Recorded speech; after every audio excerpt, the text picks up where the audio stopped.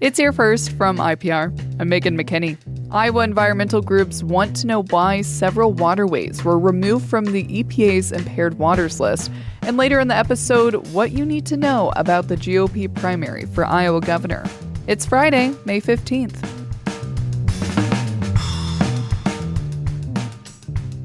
Democratic U.S. Senate candidates Josh Turek and Wahls appeared in their second debate last night. Here's more from IPR's Natalie Krebs. The debate aired on KCCI.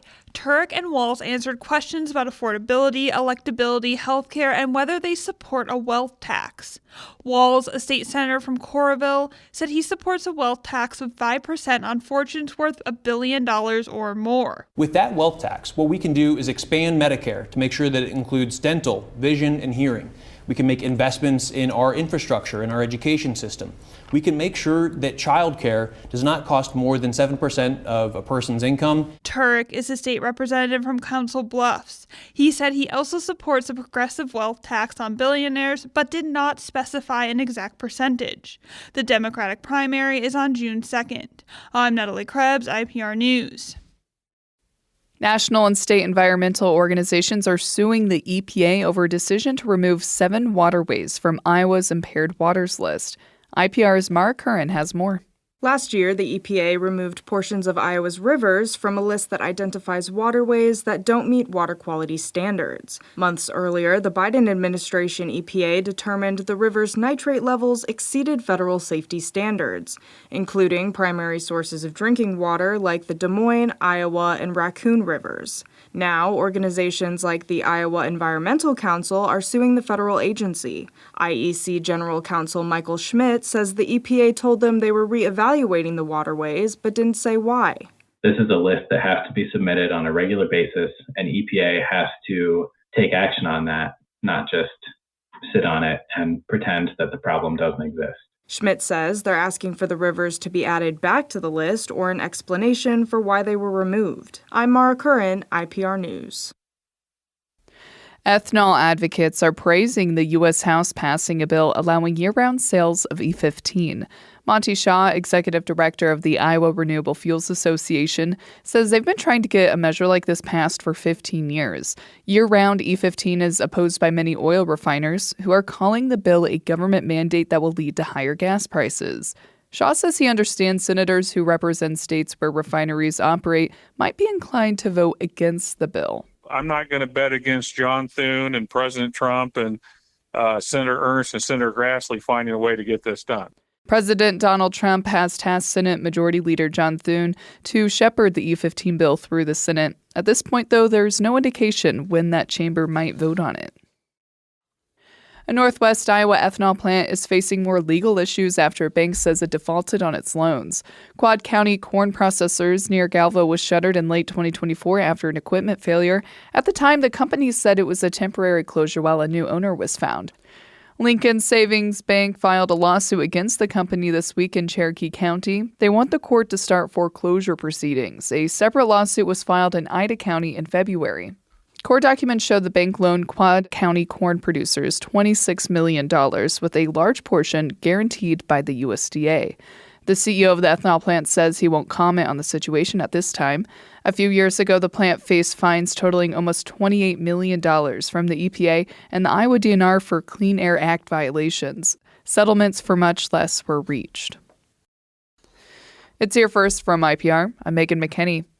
There are several Republicans running to face State Auditor Rob Sand in the governor's race, and Congressman Randy Feenstra has been considered the frontrunner in the primary. But the other candidates and many GOP voters aren't convinced Feenstra will win on June 2nd. Taking a look at the GOP Iowa governor primary in just a moment. Welcome back. It's here first from IPR. I'm Megan McKinney. 5 Republicans are running to be their party's nominee for Iowa governor. The winner of the June primary will face State Auditor Rob Sand in what's expected to be a very competitive election this fall. While a congressman is considered the frontrunner in the primary, IPR's Katerina Sostark reports the other candidates and voters don't all see it as a done deal. He's pro-life, he's pro-Iowa, he's pro-farm, and Randy Feenstra, welcome to Westside Conservatives. Des Moines area conservatives recently filled a room at the Machine Shed restaurant to hear from Congressman Randy Feenstra.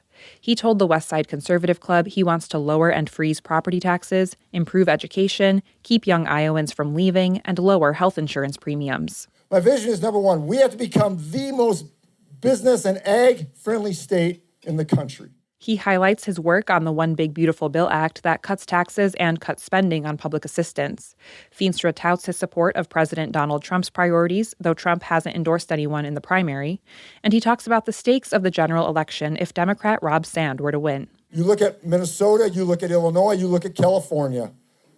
We cannot allow Iowa to become one of those states. That is on the line. That is on the line. There hasn't been any public polling in the primary race, but Feenstra by far raised the most money among the Republican candidates last year. He's also faced tough questions from voters and criticism for not attending debates. Republican political consultant Jimmy Senners says Feenstra is still the clear frontrunner and will likely win the primary on June 2nd. He has a robust war chest and has been organizing across the state and has been really the only one up on television for a significant amount of time. But Senners says some of the other candidates are running spirited campaigns, and it's not necessarily too late for one of them to break through. But they have to make compelling arguments. There doesn't seem to be a lot of daylight between the candidates on the issues that primary voters care deeply about. All 5 Republican candidates say they support expanding school choice, restricting abortion, and preventing the use of eminent domain for carbon pipelines. Businessman Zach Lane takes some different positions on health and agriculture issues, which got him endorsed by the political arm of the Make America Healthy Again movement. He also has enough money to run TV ads. He loaned his campaign $2 million last year. At Lane's recent campground event in Waukee, kids gathered around a bonfire to roast marshmallows. Lane says big agriculture companies have lied to Iowans about the safety of their products. He says in addition to protecting life from conception, Iowans should focus on preventing early deaths. Having clean water is a pro-life issue. Cutting our cancer rates down is a pro-life issue. And I've been very clear, removing the COVID vaccine from the market is a pro-life issue. Juliana Curtis of West Des Moines was at Lane's event and says she's leaning toward voting for him. She says she likes that Lane approaches issues differently from standard Democratic and Republican talking points. And Curtis doesn't think Feenstra is guaranteed to win the primary. I think both Zach and Adam Steen have really good chances to beat him, particularly since they're getting out in the communities, talking to people more. Adam Steen, a former state agency leader, calls himself the Jesus guy and is endorsed by conservative evangelical group The Family Leader. He says if Feenstra is on the ballot in November, Sand will probably be Iowa's next governor. An Adam Steen candidate not only has the business background, not only has the government operations background, but he's got the worldview, the tenacity, and the ability to take on Rob Sand, to beat Rob Sand, to keep Iowa free, to protect our families, to protect our children. Former State Representative Brad Sherman says his experience in Republican grassroots activism and his decision to get in the race before Governor Kim Reynolds announced her retirement set him apart from the other candidates. And State Representative Eddie Andrews says he'd do well in the general election because he's won 3 times in a left-leaning district. One of these 5 men has to get at least 35% of the vote on June 2nd to win the primary. If they fall short, delegates to the Republican State Convention on June 13th will choose the party's nominee. I'm Katerina Sestarik, IPR News. And I'm Megan McKinney. Great reporting. Get ready for the primaries. Check out our election coverage at IPR.org. Thanks for listening to Here First today. We've been having such nice weather here in Iowa. I hope you have time to enjoy it. Have a great weekend. Talk on Monday.